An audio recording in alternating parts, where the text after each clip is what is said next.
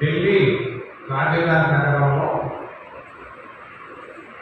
Judge గారింట్లో 500 కోట్ల రూపాయల డబ్బు. రెండవది,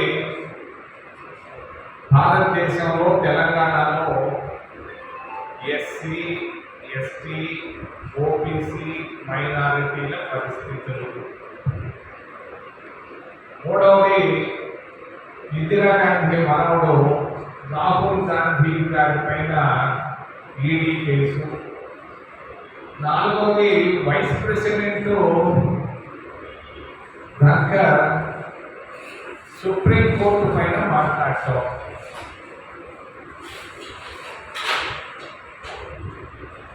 వాజ్పేయి గారు ప్రధానమంత్రిగా ఉన్నప్పుడు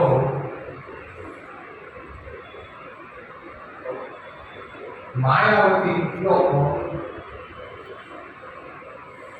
5 లక్షల రూపాయల నోట్లు ఉన్నాయి.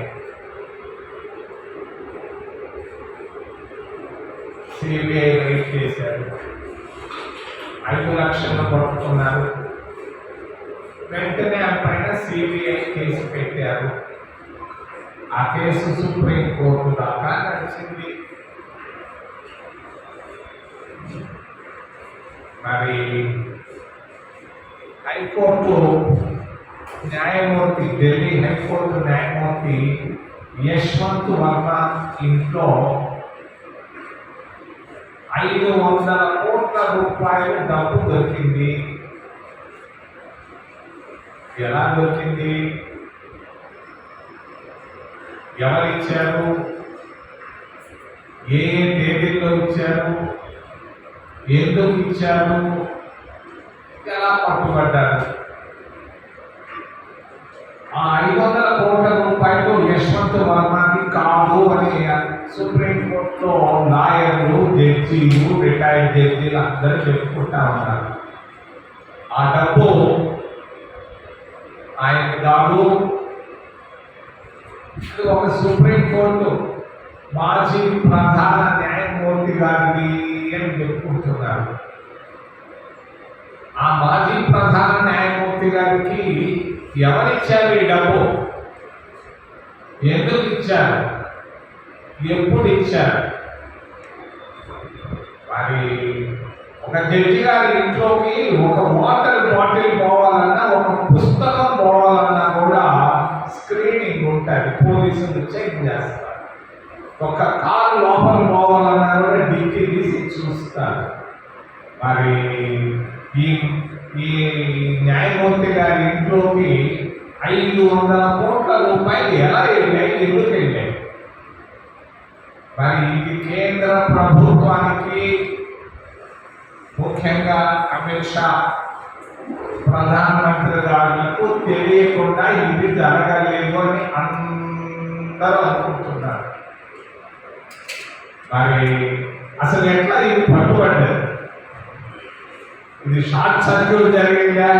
షార్ట్ సర్క్యూట్ జరగలేదు, లాంగ్ సర్క్యూట్ జరగలేదు. యశ్వంత్ వర్మ ఇంట్లో ఒక పనివాడు పని చేస్తుండేవాడు, ఇల్లు తుడిసేవాడు, మరి చిన్న చిన్న పనులు చేస్తూ వచ్చేవాడు యశ్వంత్ వర్మ ఇంట్లో. హోలీ పండుగ వచ్చింది. ఆ పేదవాడు ఆ యశ్వంత్ వర్మ గారి భార్యని, అమ్మ పండగ వచ్చింది, ఏమి డబ్బులు లేవు, ఒక 2000 ఇయ్యమ్మా అని అడిగాడు. యశ్వంత్ వర్మ భార్య చెప్పింది, డబ్బులు లేదు బా అని మరి కొంచెం కఠినంగా మాట్లాడింది. మరి హోలీ పండగ వచ్చింది, అలహాబాద్ ఆయన యశ్వంత్ వర్మ. యశ్వంత్ వర్మ ఆయన కూడా ఒక హైకోర్టు జడ్జి గారి బిడ్డ. అలహాబాద్ హైకోర్టులో పనిచేస్తుండేవాడు వాళ్ళ నాన్నగారు, వాళ్ళ బిడ్డ ఈ అమ్మ యశ్వంత్ వర్మ. సంపన్నుడు కూడా. మరి సంపన్నుడైనటువంటి యశ్వంత్ వర్మ గారి భార్య కాదు పో అన్నది 2000 రూపాయలు. ఆ పేదవాడి కడుపు పండింది. నేను 2000 రూపాయలు పండగ కలిగితే ఇవ్వలేదే పైసా, మరి వీళ్ళ దగ్గర 100 కోట్లు పెట్టుకొని ఉన్నాడు, వాడి కడుపు పండింది.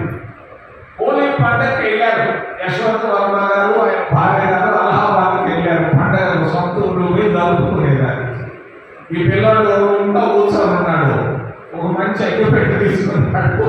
నాకు 2,000 ఇవ్వండి, నేను ఈ చేతిలో ఇంత డబ్బు ఎందుకని చెప్పి అగ్గిపుల్ల తీసి ఆడ పెట్టాడు. దేనికి? ఆ 500 రూపాయల నోటుకి అగ్గి పెట్టాడు. అగ్గి పెట్టేటప్పుడు ఊహించలా, అడుగు మంటలు పెట్టాడు. మరి ఆ నిప్పు పోయి పెద్ద నిప్పు అయిపోయింది, పొగ వచ్చేటప్పటికే అక్కడ వాళ్ళ ఇంట్లో ఉన్నటువంటి పోలీసులు ఫోన్ చేశారు. అయ్యా పెద్ద పొగ వస్తూ ఉంది, మంటలు రాస్తున్నాయి ఎందుకు అని చెప్పి ఫైర్ ఆఫీసర్లు ఫోన్ చేస్తే ఫైర్ ఇంజన్లు వచ్చాయి. ఫైర్ ఇంజన్లు వచ్చి లోపలికి చూస్తే డబ్బు కాస్తా ఉంది. వాళ్ళు ఈ సంగతి పోలీసులు చెప్పారు. పోలీసులు వచ్చారు, చూసిన తర్వాత ఆ రోజు నుంచి ఈ రోజు వరకు కేసు కట్టలేదు.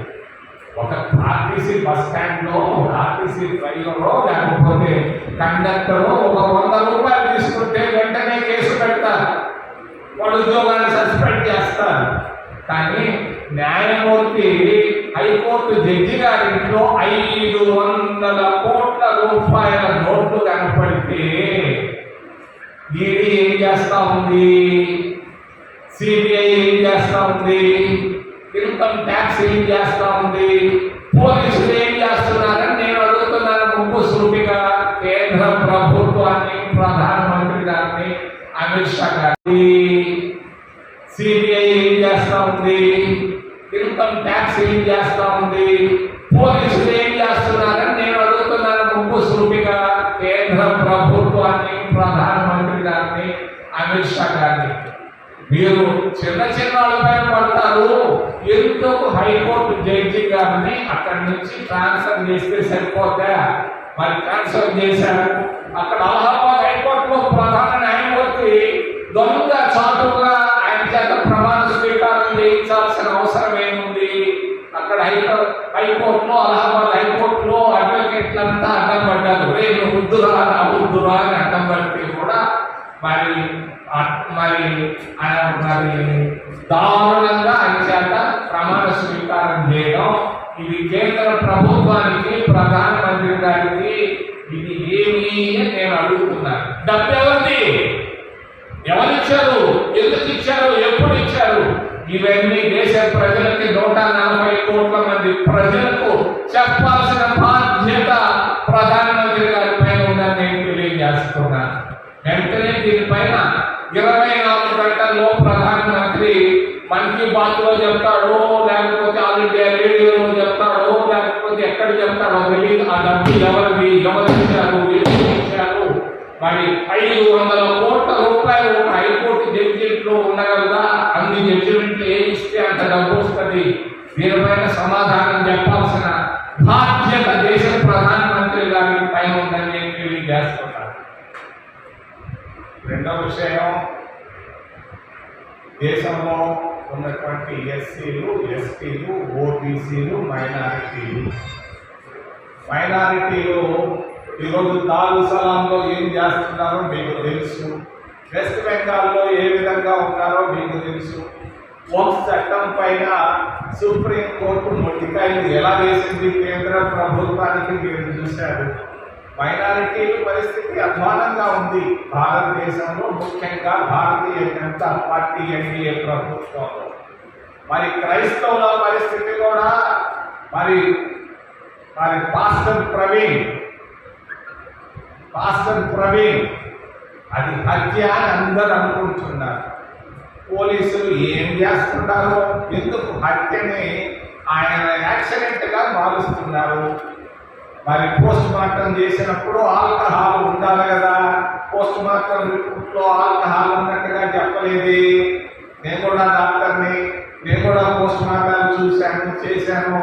మరి పోస్ట్ మార్టం రిపోర్ట్ లో ఆల్కహాల్ లేకుండా ఆల్కహాల్ తాగాడని చెప్పి పాపం ఒక మంచి తెలివైనటువంటి ఒక పాస్టర్ పైన ఆ విధంగా మార్చడం అనేది బాగలేదని నేను తెలియజేస్తూ, మరి ఎస్సీల పరిస్థితి ఒకప్పుడు అంటరానితనం ఉండేది భారతదేశంలో. ఈ అంటరానితనాన్ని కాంగ్రెస్ పార్టీ, మహాత్మా గాంధీ, జవహర్లాల్ నెహ్రూ, అంబేద్కర్ల కృషి వల్ల కొంత తగ్గింది అంటరానితనం. కానీ ఎస్సీల ఆర్థిక పరిస్థితులు అధ్వానంగా ఉన్నాయి. 3 పూటల్లో కనీసం ఒక్క పూట కూడా భోజనం చేయలేనటువంటి పరిస్థితుల్లో ఉన్నారు. 75 సంవత్సరాల స్వతంత్ర భారతదేశంలో 15% రిజర్వేషన్లు ఎస్సీలకు ఇవ్వడం జరిగింది. మరి 7.5% రిజర్వేషన్లు ఎస్సీలకు కాంగ్రెస్ పార్టీ తీసుకొని రావడం జరిగింది.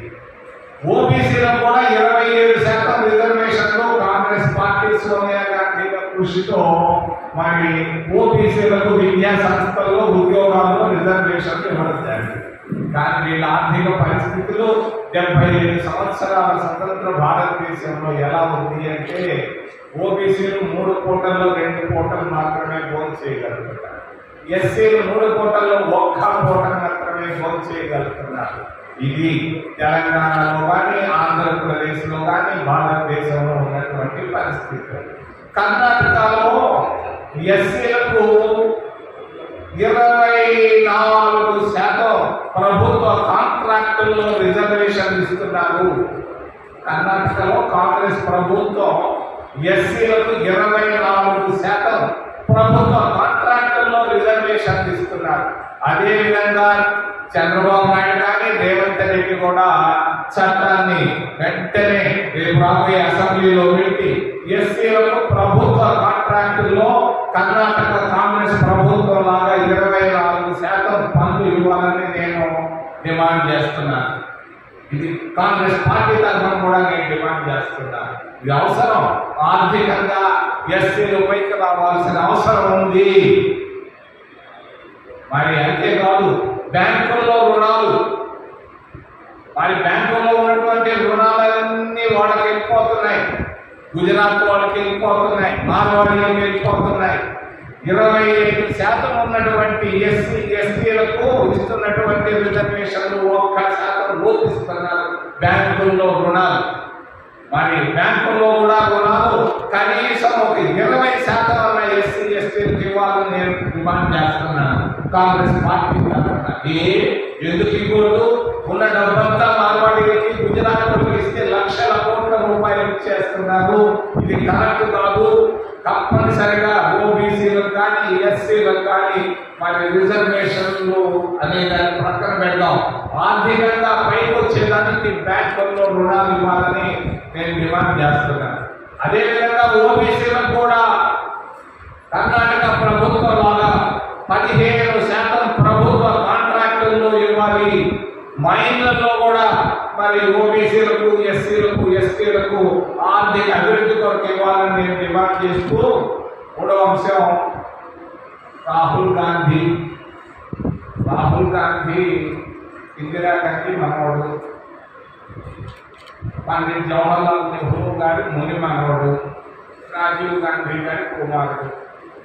మరి ఆయన పైన ఈడీ కేసు పెట్టడం దుర్మార్గం, అన్యాయం, అక్రమం. దాన్ని ఖండిస్తున్నారు. దాని ఇన్కమ్ ట్యాక్స్ ఆఫీసర్లను రాహుల్ గాంధీ ఇందిరాగాంధీ మనవడు, పండిత్ జవహర్లాల్ నెహ్రూ గారి ముని మనవడు, రాజీవ్ గాంధీ గారి కుమారుడు. మరి ఆయన పైన ఈడీ కేసు పెట్టడం దుర్మార్గం, అన్యాయం, అక్రమం. దాన్ని ఖండిస్తున్నారు. దాని ఇన్కమ్ ట్యాక్స్ ఆఫీసర్లందరినీ అడిగాను, అయ్యా ఈ న్యూస్ పేపర్ పైన వీళ్ళ పైన ఏది నిజం ఏది అబద్ధం అని అడిగారు. వాళ్ళు చెప్పారు దీంట్లో సబ్స్టెన్స్ లేదు, ఈ కేసుల్లో దీనివల్ల ప్రయోజనం లేదు, నిలబడదు అని చెప్పాడు. నేను మొన్న 14వ తేదీ అంబేద్కర్ డేకి నేను పార్లమెంట్ భవన్కి వెళ్ళాను.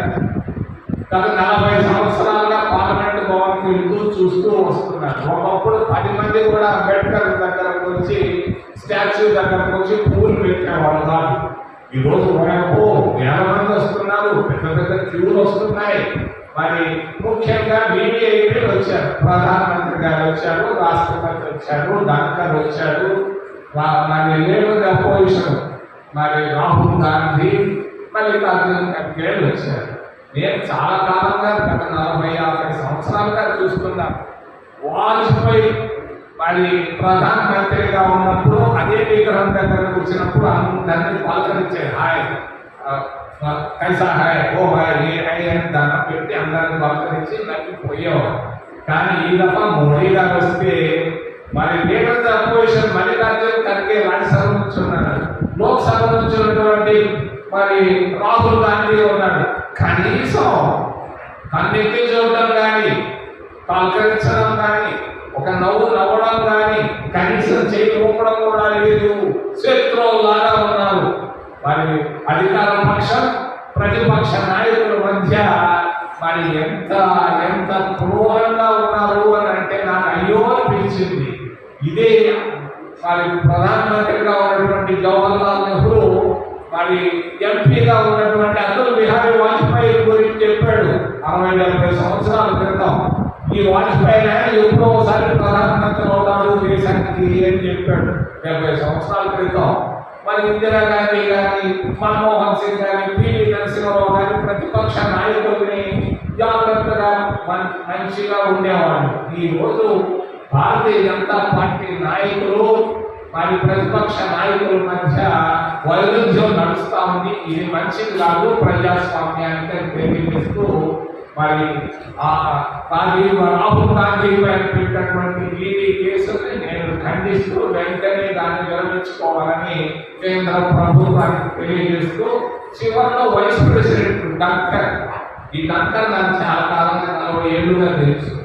పార్టీలు మార్చాడు, చంద్రశేఖర్ ప్రభుత్వంలో మంత్రిగా ఉన్నాడు, మరి మన భారతీయ జనతా పార్టీలో వచ్చాడు, ఏదో పదవి సంపాదించాడు, వైస్ ప్రెసిడెంట్ అయ్యాడు. మరి వైస్ ప్రెసిడెంట్ అయిన తర్వాత హుందాగా ఉండాలి. మరి ఆయన నిన్న ఒక దగ్గర మాట్లాడుతూ ఆయన సుప్రీంకోర్టు జడ్జీల పైన విమర్శలు చేశాడు. మరి జడ్జీల పైన విమర్శ చేయడం అనేది కోర్టు ధిక్కారం కింద వస్తుంది. జడ్జిమెంట్ల పైన మాట్లాడవచ్చు కానీ జడ్జీల పైన మాట్లాడకూడదు. జడ్జి తప్పు చేస్తే డబ్బు అంటే అవినీతి కాబట్టి దాని గురించి మాట్లాడుతున్నాం, దేశ ప్రజలందరూ మాట్లాడుతున్నారు.